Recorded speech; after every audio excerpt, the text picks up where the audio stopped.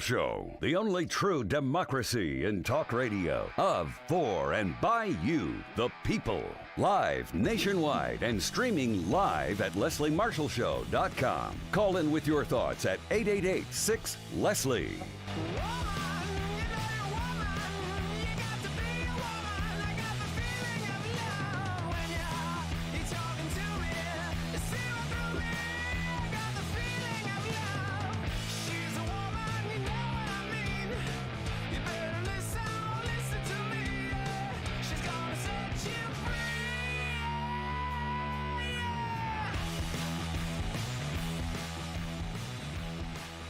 Here to set you free. How you doing? I'm Leslie Marshall. Welcome or welcome back. Only true democracy and talk. Thank you for listening to us everywhere, on radio, on stream, iHeartRadio, tune in, everything I don't say, watching us, whether it be on X or Facebook or LinkedIn or YouTube. Just to really appreciate the audience that we have. We feel that you're like family to us. Somebody else we feel like family to us is the USW, the United Steelworkers, and are more than happy to have with us. It's a pleasure to honor with us Amber Miller. She's director of the USW's Rapid Response Department. Now, this is a nearly 30-year tradition of member-driven, issue-based, nonpartisan legislative activism. Now, Amber has been a proud second-generation steelworker since 1997. She began her career at Chase Brass and Copper in Northwest Ohio. More than a pleasure to have her here on the show. Check out the USW's website. They're more than just steel, as you'll hear in this interview today, usw.org. On Twitter and Instagram, follow them at Steelworkers. Amber, thank you for joining us, unless you prefer me to call you Ms. Miller. Oh, no, Amber's fine. And thank you, Leslie, for having me today. We really appreciate, all the information that you bring forward and on behalf of workers all over the country. Well, you know what? We wouldn't have the life that we have when we look around. I mean, so many things were, built by, that very hardworking middle class for generations. I come from sheet metal workers. Both my father's father and my mother's father were sheet metal workers. And my great-grandfather, actually my grandfather, it has on his birth certificate, father's occupation, Teamster. Because years ago, if you were a union worker, whatever union, occupation, USW, things have changed a bit, over time. But hard work and people deserving, what they earn with that work, to me, that hasn't changed. So I'm more than glad to do it, and really happy to have you with us today.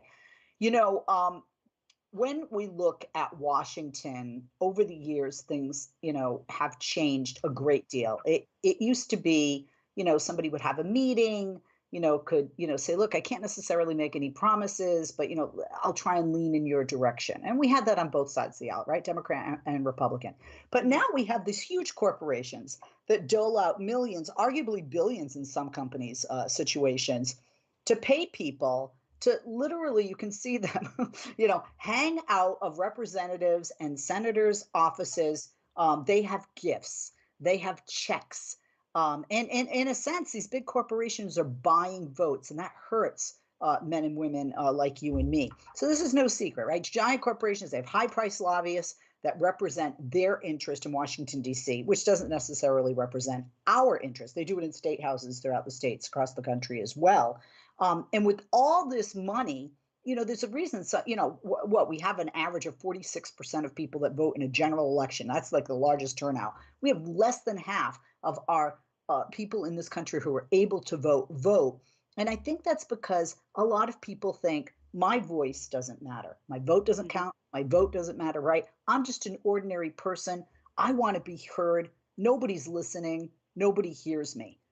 One of the things I love about what we're going to talk about today, and that's the USW's Rapid Response Program, is unions offer workers, the opportunity with this program to completely turn the tables on that. You have ordinary people who are heard and ordinary people who are also listening within the program. And it makes a real difference, certainly within unions, but it also makes a real difference in the political process. So first off, tell us about Rapid Response, how it came about, and what kind of difference it can make. And we'll do a deep dive into the program in a bit. Sure. Thanks, Leslie. Yeah, this program is getting very close to being about 30 years for the Steelworkers. Sometimes I know Leo Gerard, one of our past presidents, international presidents, used to refer to us as the 800-pound gorilla that would come into DC, because our members came in, empowered with education on the issues and around the issues, and just feeling like they could raise their voices to legislators. So, the program actually started down in Ohio by a couple of brothers who ran a little bit of an experiment, actually. And they decided to see if they got more traction standing outside of a gate, doing a gate collection for a brother who had been burnt, or if they would get more traction actually splitting the work site up and assigning people at different parts of the work site to have one-on-one conversations with why they needed to take that action. And overwhelmingly it works, because we know that when we have a one-on-one conversation with somebody and we really, help them understand why an issue personally impacts them, they're more likely to take action.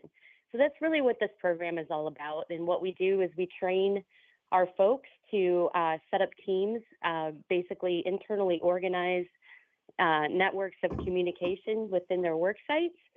And we send them information, and it's all, issue-based around things like collective bargaining rights, health and safety in the workplace, retirement security, healthcare, all the things our members really, it's the whole reason they're in a union, right?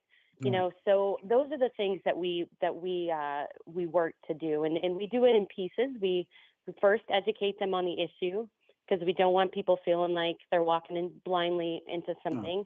And then we ask them to take some kind of action. Maybe it's making a call to their representative about a bill that we're either supporting or opposing or in need of a co-sponsor for, or, it's signing a petition or filling out a postcard or going to a rally or, anything like that, some kind of action.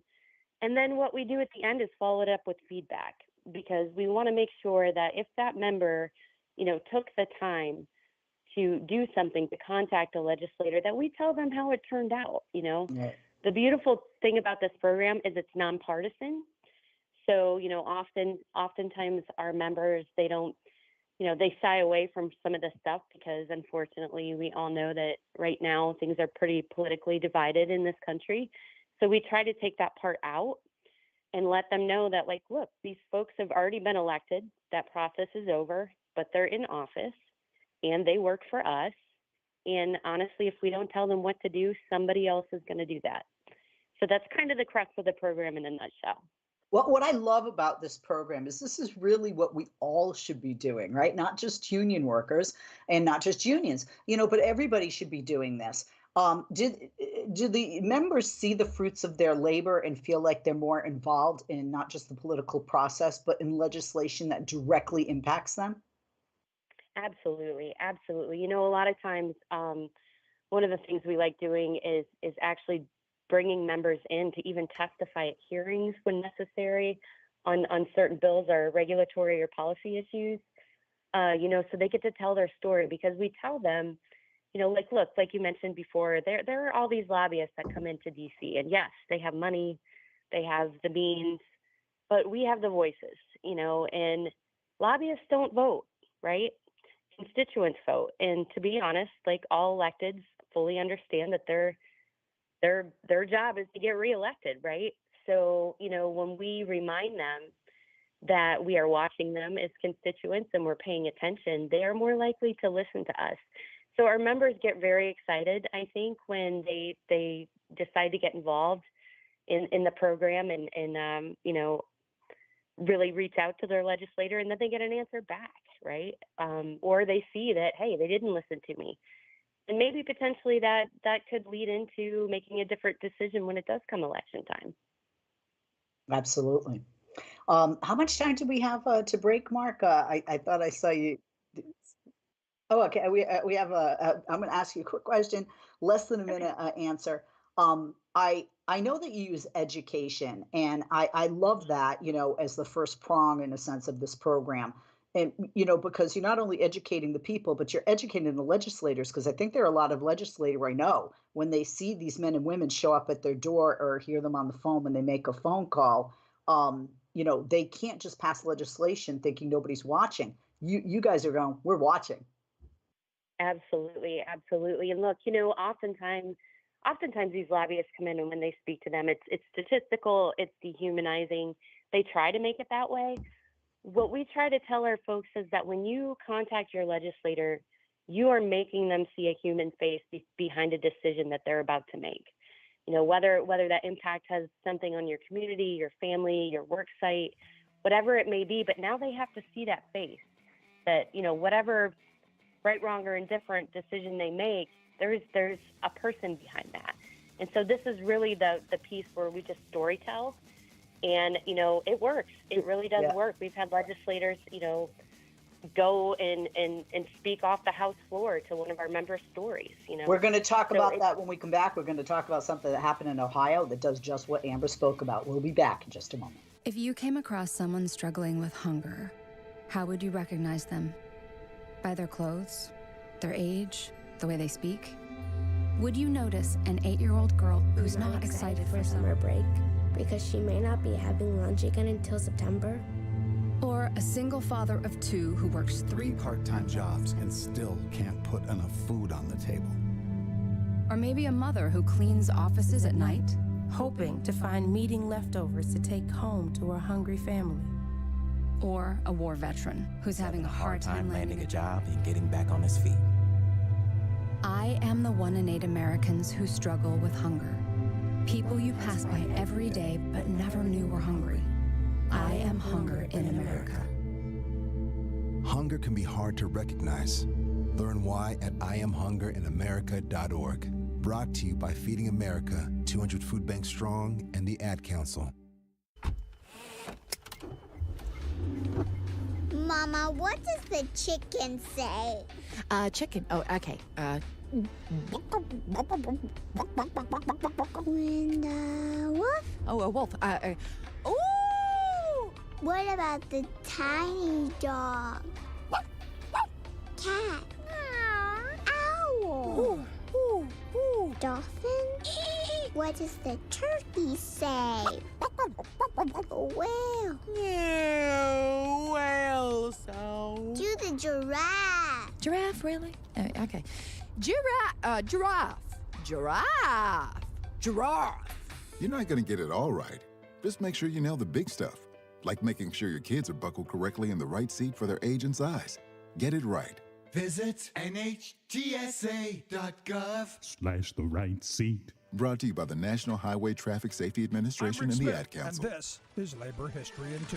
On this day in labor history, the year was 1970. That was the day 350,000 GM workers kicked off a 67-day strike. It was the largest auto strike since the end of World War II. According to historian Jefferson Cowie, it was likely the costliest. In his book, Stayin' Alive, Cowie notes that the strike cost GM $1 billion in profits and nearly bankrupted the union. But he adds it, quote, lacked the proletarian drama that fired journalists' hearts. For Cowie, it was an example of labor management cooperation, a civilized affair. But historian Jeremy Breacher points out that the Wall Street Journal drew different conclusions about the strike at the time. In a series of articles, the paper noted that labor management cooperation during the strike served ironically to get workers back to work. A long and costly strike served a number of functions. It wore down strikers' expectations. After 8 or 10 weeks, workers would be amiable to terms they initially rejected. It also provided an escape valve for built-up frustration over working conditions. And a long strike served to coalesce internal union factions around a common enemy, strengthening the union's leadership in the process. For management, a long and costly strike lent hope that workers would be reluctant to strike in the future. But Breacher notes these ideas about workers' motives nearly backfired. Strikers simply wouldn't budge on their demands. They made gains in wages, pensions, and cost of living allowances. And they were finally able to retire after 30 years. But critics argued the agreement fell short of initial demands, and workers lacked more say in the workplace. This would be a key issue in the many strikes and wildcats in the years to come. For more information, go to laborhistoryin2.com, like us on Facebook, follow us on Twitter at laborhistoryin2.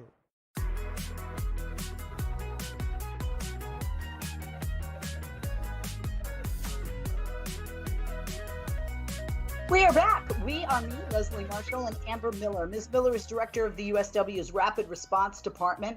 We are talking with her today about the power of ordinary people, and we're specifically talking about the USW's Rapid Response Program.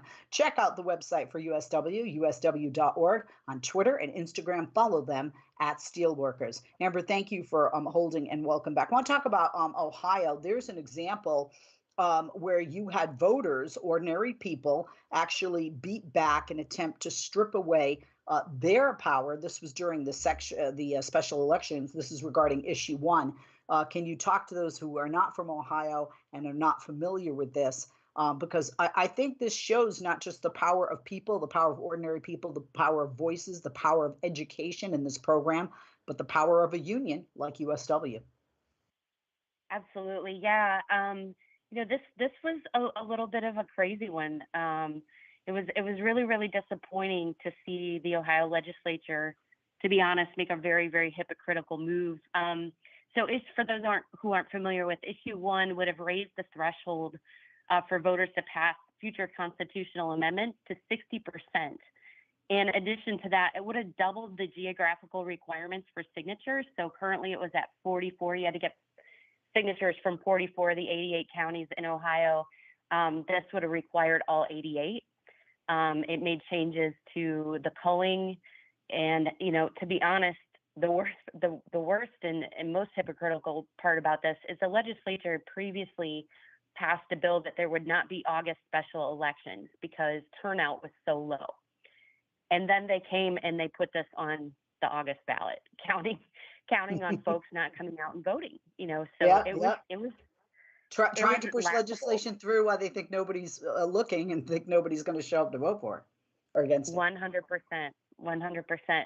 And we took them up on that because our members, we had been talking about this for some time. Actually, this issue was in a bill that they had tried to pass previously. They did pass previously in the year, and we had been talking to our members about it, how important this was. The right for ordinary citizens to sort of check and balance legislatures by being able to push back on bad policies that get passed has been in Ohio for I think like 110 years, and it had always worked. There was no reason to change it. And when people started to understand what this really meant, because we put that education out there, they rejected it, And so it's a good example of a confusing issue for folks. But when we got out in the communities and in the work sites and explained to people, like, they are genuinely trying to take your power away. I know like some tried to flip this a little bit, and it would have impact on a reproductive rights issue in the state. But we also tried to make our folks see that the bigger picture here as well, to see that, look, this could be a right to work law, that gets passed in the state that we would now have our right taken away to do a citizen's veto on. So, it's all part of that education. We got folks out and we, reminded them to get registered to vote. We talked about deadlines for the special election. We talked about encouraging folks to get out and early vote, to get their neighbors to come out and early vote and their families. So because of that, there was, I believe it was a record turnout for a special election like that. No, absolutely. And, thank you, for what you guys have done. And we see that pretty much across the board and state by state. Sometimes if you just tell a voter, hey, did you know that the politicians are planning on doing this? And a lot of people will be like, huh? They had never heard about it, because when somebody wants to bury something, especially a politician, whether it's a state level or federal level, they can be very successful in doing that unless you have a program like this and unless you have voters doing this. Exactly. And look, and that's what we tell our folks. When we're out doing trainings and trying to encourage people to do this work, you set it up front just perfectly. A lot of folks, unfortunately, try to disengage regular people from this process, right? And I always tell folks, look, they're already in office. They're doing the job. Would you go out and toss the keys to your teenager and say, drive across the country without a map? Or do we draw them the map, right? We have to be the ones to tell them what they should be doing on behalf of working people. Because if we're not, some of those suits are going to do it on behalf of a corporation. That's a very good point. So education, you start with that. Hey, look, here's the map. But another thing that I like is that you offer workers, the USW, as a union, the opportunity to make a difference in the political process, not just by, saying here's the blueprint and the landscape to the legislator, but by actually working with the legislator, by saying, let's work together to put workers' priorities into action. Tell us about that. Yeah, so a good example of this is something that we've been working on the last couple of years, and that is reminding folks that, look, laws and policies come from our ideas too, right? We have the power to get out there and share our experiences to shape what things look like. And the last couple of years, this actually started in New York, and actually by one of our folks who's a servicing staff in the state, and also a veteran, was at a work site, and I think he was there to do a grievance hearing of some kind. And every work site has like a bulletin board where the regular things are hung up there: the EEOC, the number to call OSHA, all those different required postings. And as he's looking, he said, I thought to myself, there is nothing up here about veterans resources.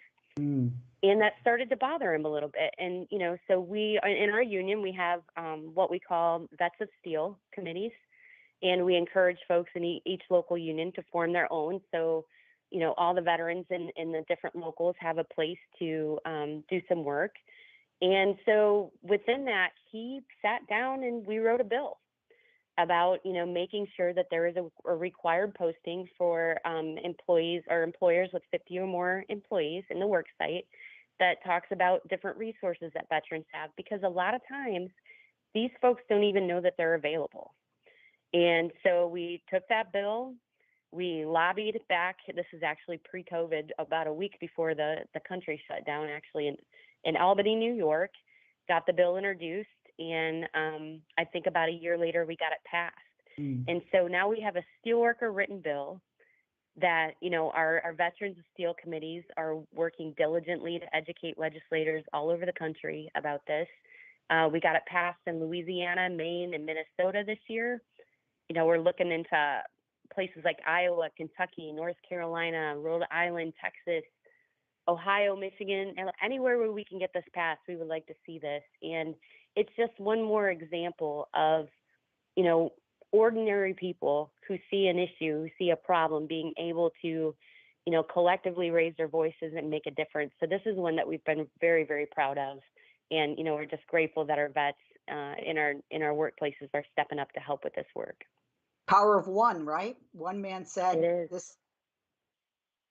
Steel committees, by the way, they've been doing this for years, helping veterans. And this legislation requires employers to post official notices of health services available, social services available, other services that are also available to support veterans as they build their new lives when they get home from service, when they get home from duty, active or otherwise. Passed in New York, Louisiana, Maine, and Minnesota, and like you heard, a number of other states. It's being introduced or will be next year.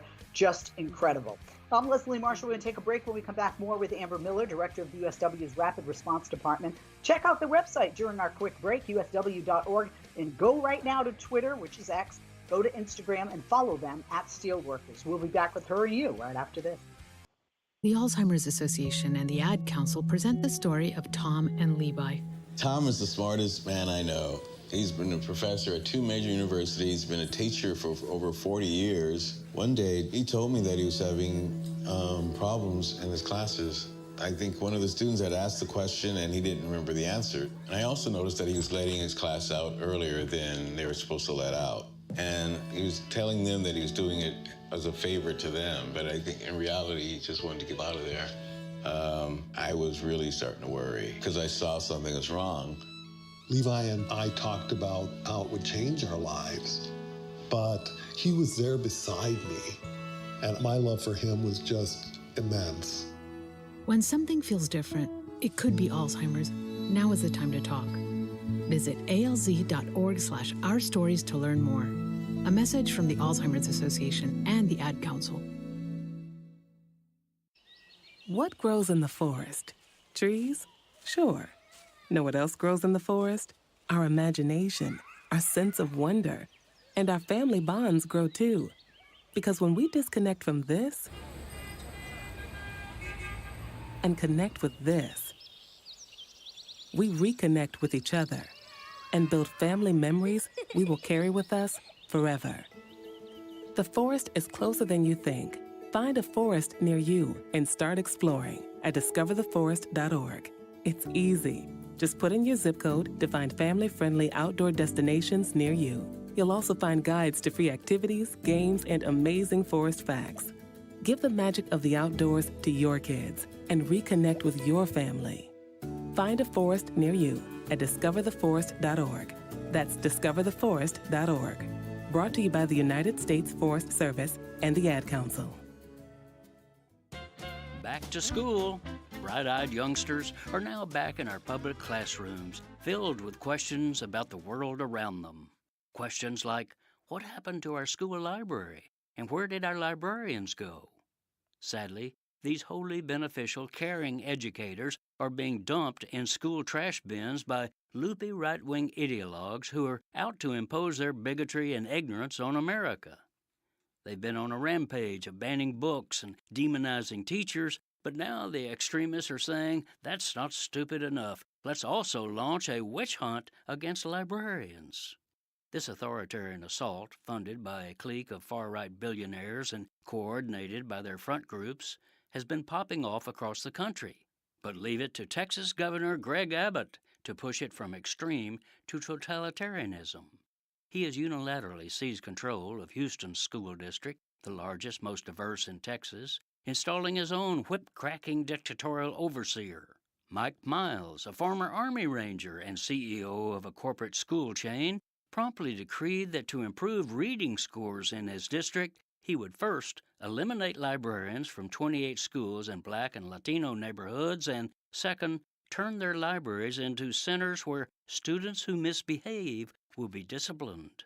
Also, Abbott's education czar demands that all teachers there must reapply for their jobs, agree to follow a centrally scripted curriculum, and be monitored by classroom cameras. Of course, elimination of independent educational resources and regimentation of instruction will reduce schools to state institutions for obedience training. This is Jim Hightower saying, and that's the point. The GOP's push to remake education is a billionaire's wet dream of a compliant, subservient workforce. Don't ask questions, just keep pulling that plow.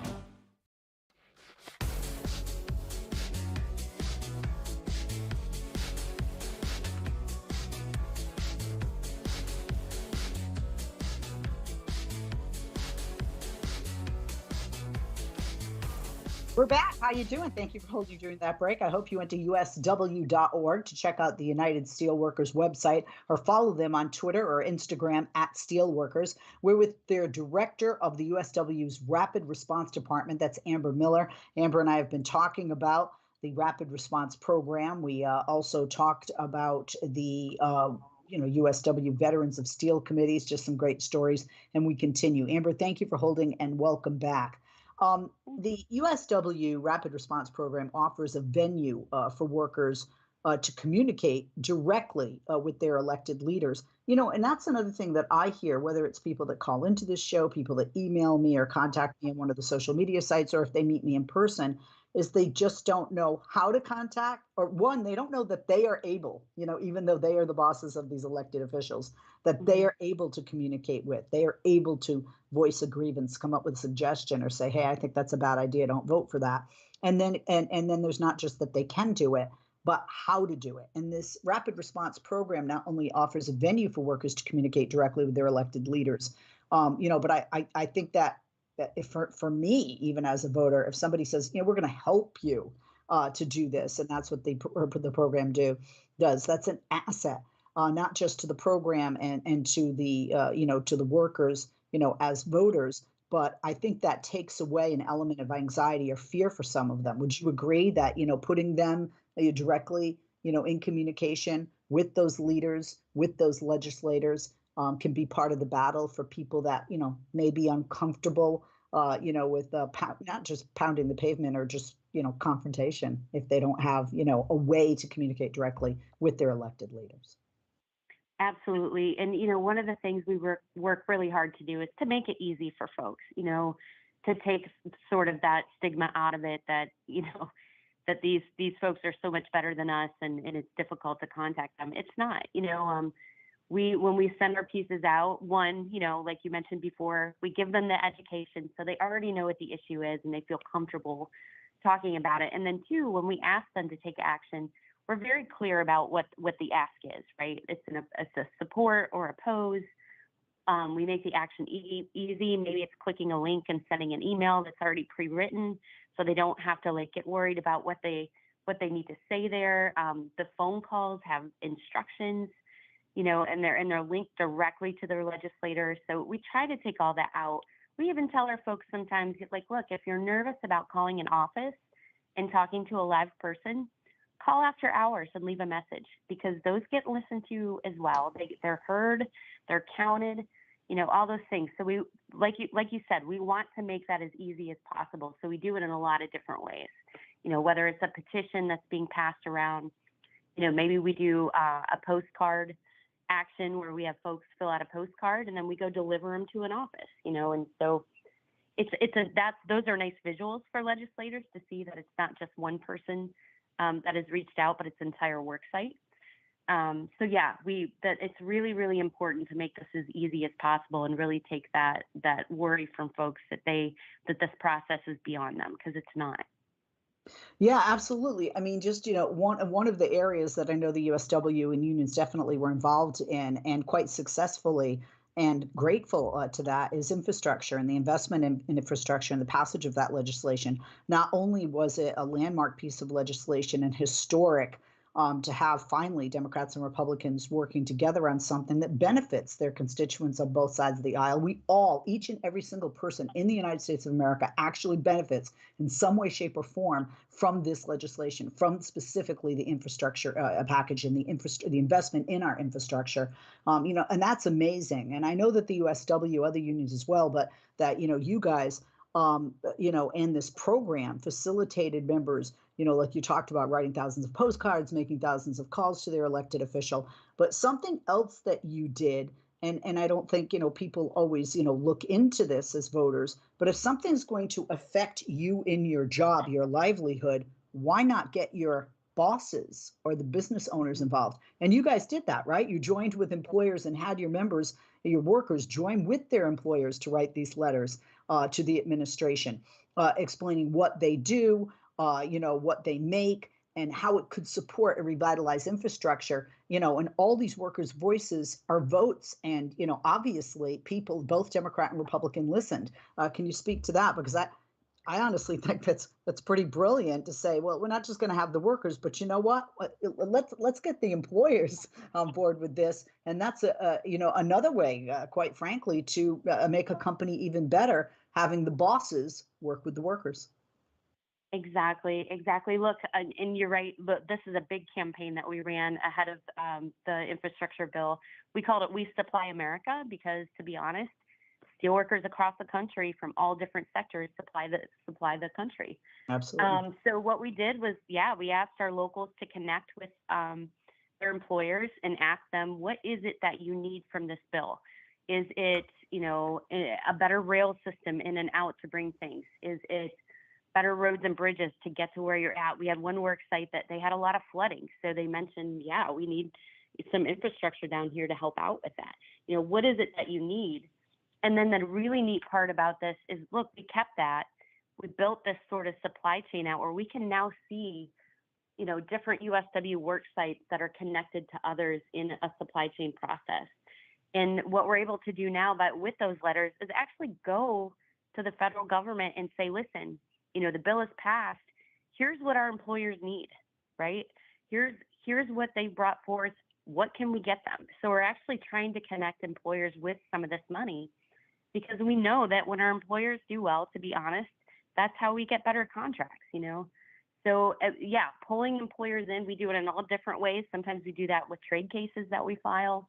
It's really, really important to help folks understand that there's a large stake for everyone in some of this work. But yeah, that was a really successful project, and we're so happy with how it turned out, and are really excited to see some of the ways that the bill is going to come to fruition here with helping out our folks. One thing is, you can have petitions, right? You can have flyers, you can have postcards, you can have phone calls. But one of the things I love that you guys did is you personalized it. And when you personalize something and you make it relatable, even to the legislator, I think they just pay attention more so, because you're not just echoing the sentiments of everybody else. You're not saying the same thing. You guys spoke out at rallies. There were people telling their stories. And when you put you have a story that goes with why, this would be beneficial, why it would be helpful, to me as a person, to my family, to my employer, to this community, not just me and my livelihood.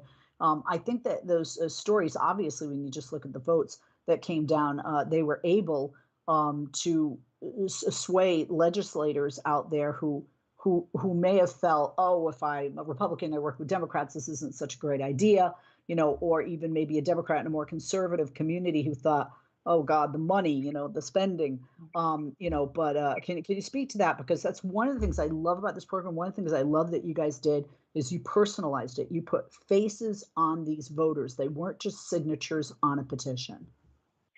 Right. We actually did a little bus tour around this, and went into all different places, and generally in the Midwest, just because of some logistical things, but reminded folks that, this money was going to come back to their communities, and what that meant to their communities, and what having a robust supply chain in this country means, for our folks, and how that impacts everyone. There's a work site in Northwest Ohio that I came out of that supplies rod to another steelworker work site in Indiana that supplies valves to another USW work site in Alabama that makes fire hydrants. And there was lots of money that came out of this infrastructure bill on that. And now we've got three different work sites, in 3 different places that are connected by that money. And it's just good for communities, it's good for folks, and it's good for these legislators to understand that these aren't just bills, these have impacts on people, and they need to see those faces. And you are so right, we have to tell those stories. And I love the fact that the USW is now working, saying, okay, we got everything passed. Are you aware of the funding opportunities made available by the Biden administration's bipartisan infrastructure law? And you, the USW, are actually working with these employers so they can take advantage of these investments. And they can actually use it to create more jobs, more good jobs, and more union jobs. Can you speak to that before we go to break? Yeah, that's exactly what we're doing. We're making sure that they're aware. We're looking back at those letters and going to these legislators and saying, look, here's what they said they needed. How do we connect them with this funding to make sure that they can get that? And, it's a great project. Honestly, it gives us leverage with the companies as well. When we go to a bargaining table and we sit down across from these folks and we say to them, look, we have value not just in the work that we do and what we make, but we're helping make you successful as well. So absolutely. We're going to take a quick break, Amber. We'll be back after this. Sorry to jump in there. The clock and time I can't control. The control freak that I am, that's something I can't do. Amber Miller, Director of the USW's Rapid Response Department. Check out the website at the USW, usw.org, on Twitter and Instagram, or on X and Instagram. The handle, follow them, at Steelworkers. Back after this.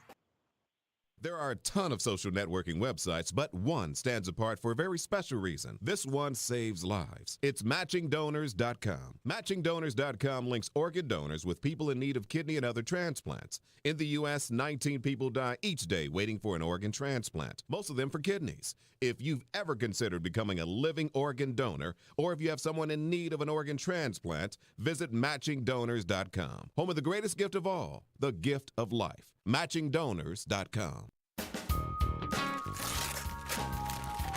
Whoa, a new digital music player. Thanks, Mom. Oh, I'm glad you like it, because I can't wait to toss the big stereo. And now that we got your dad that big HD TV he wanted, we can throw out our old TV too. Hold up. You can't just throw out electronics. Really? They need to be recycled or donated. And how would we do that? It's so easy, Mom. Today, recycling electronics is just as easy as buying them. GreenerGadgets.org has all the info. We just enter our zip code to find a certified recycling center nearby. There are thousands of them, and new ones are being added all the time.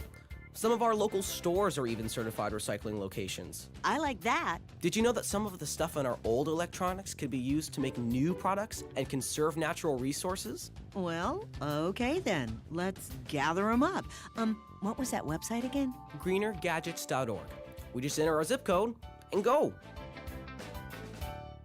Most gasoline now contains 10% ethanol, and that's okay. Gas with higher than 10% ethanol is not okay. For your mower, chainsaw, or generator, I'm Chris Kaiser, president of the Outdoor Power Equipment Institute. What you put in your car may no longer be safe for other engines. Look before you pump. 15, 30, or 85% ethanol is harmful and illegal to use in outdoor power equipment. A consumer can find out about which fuels are appropriate at lookbeforeyoupump.com. Look before you pump. Protect your equipment. Stick with E10 or less.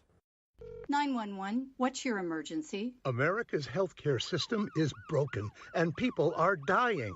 Welcome to Code WAC, where we shine a light on America's callous healthcare system, how it hurts us, and what we can do about it. I'm your host, Brenda Gazar.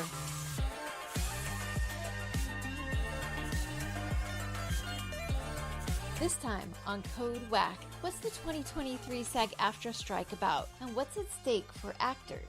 Plus, what could the ongoing strike mean for their health care?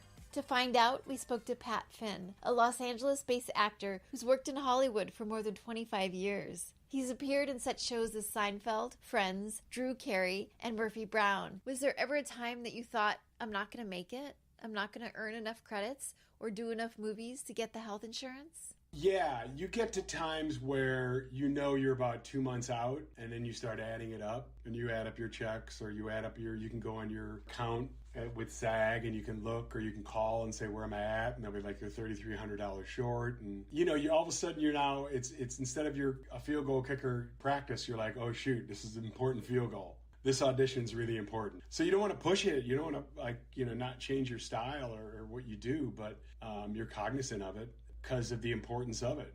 And I know friends that have not been able to get it, and they're like, yeah, I don't have insurance right now. I don't qualify. So all of a sudden they'll get something, thank goodness, or what have you. And then you get to a point where some actors are forced to get out for a little while or forever, just because it's unattainable. Get the full Code WAC story on ProgressiveVoices.com and on the PV app. Catch all our episodes by subscribing to Code WAC wherever you find your podcasts. This podcast is powered by Heal California, a nonprofit that uplifts the voices of those fighting for healthcare reform around the country. Until next time, stay healthy.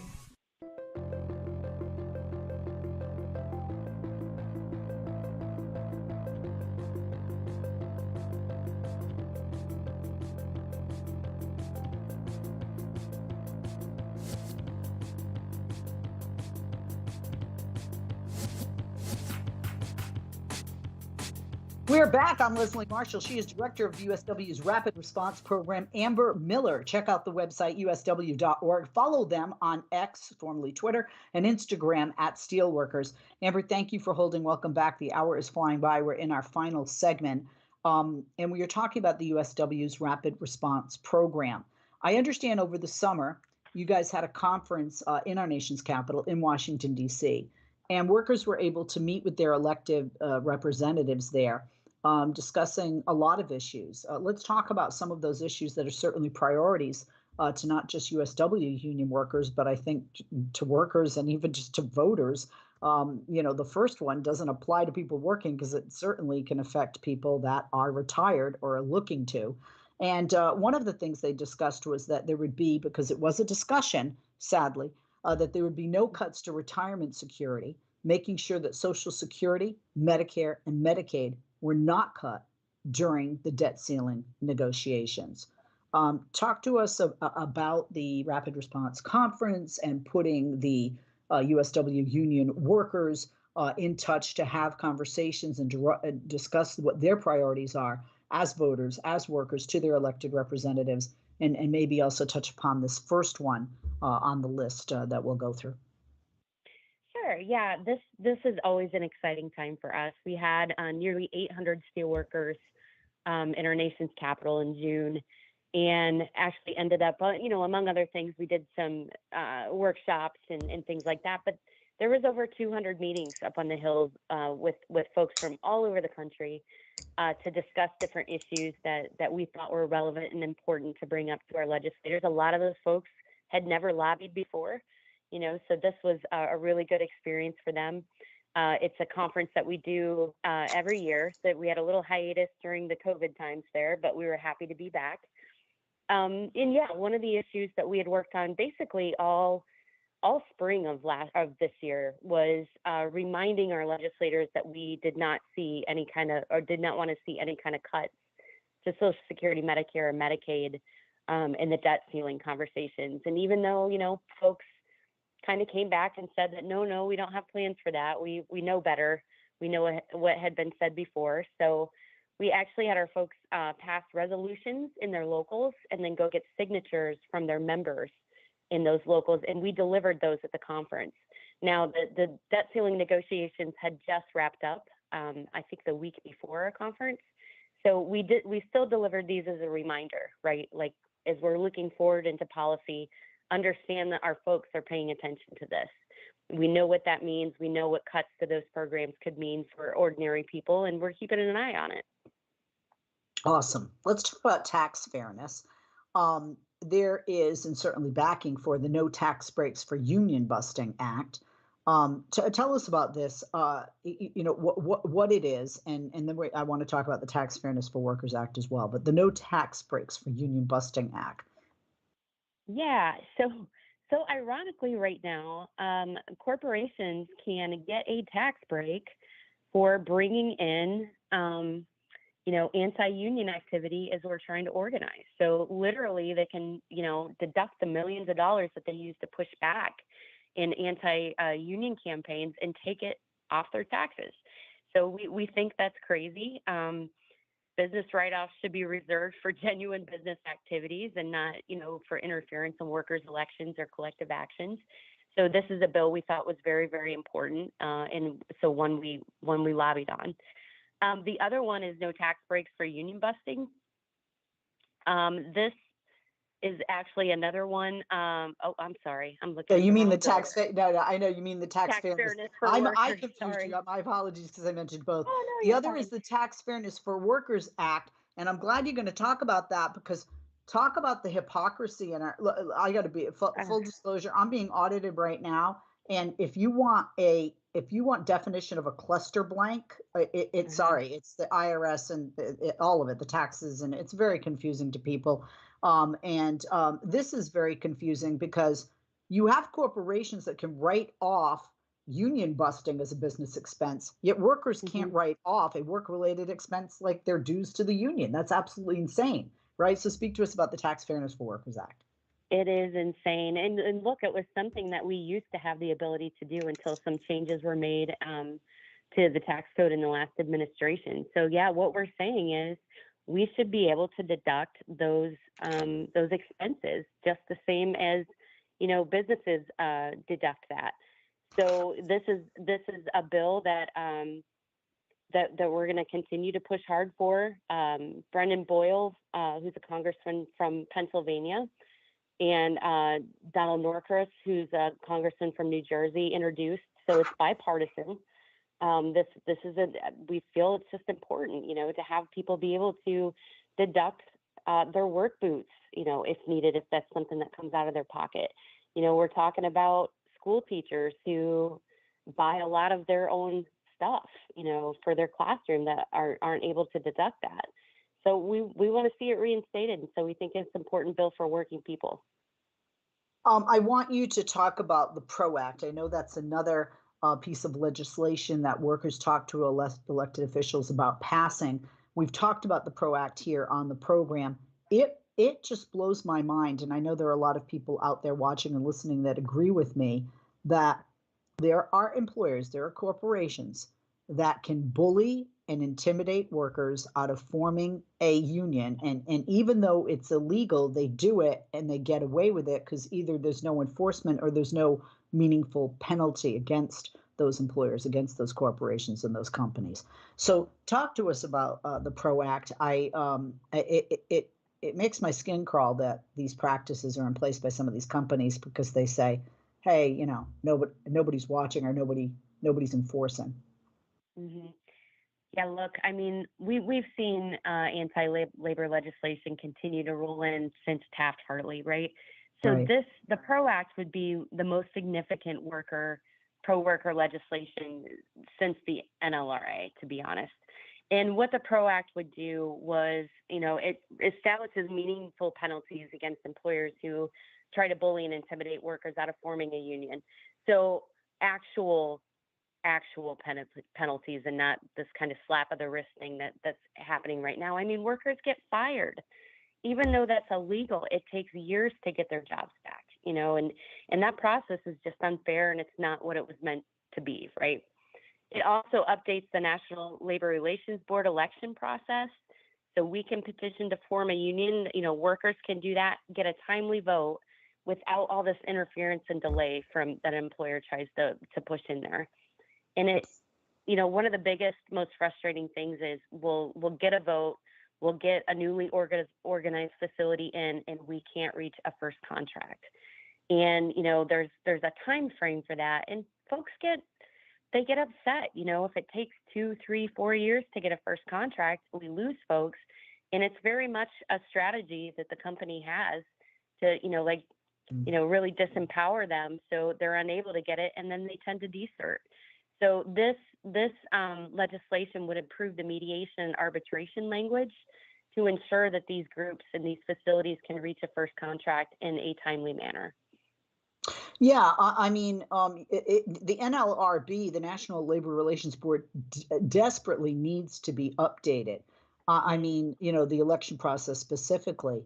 I mean, you spoke to it, right? When workers petition to form a union, they don't get a vote that is timely. Employers use the fact there's no update on the selection process with the NLRB to interfere and to create more delays. And that's exactly what they want because they don't want the worker to get a vote and they don't want the worker to get a timely vote.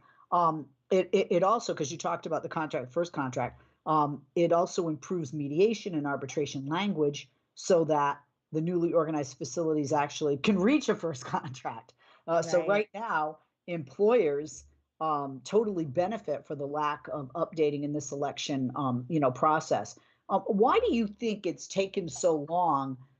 Is it just because, sadly, Washington has been more corporate friendly than worker friendly?